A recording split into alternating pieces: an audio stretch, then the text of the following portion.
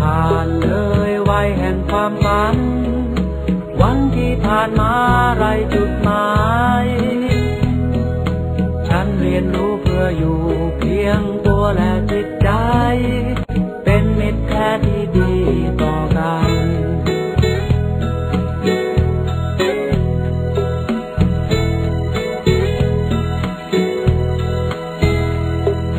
เหมือนชีวิตผ่านคืนวันอันเปลี่ยวเหงา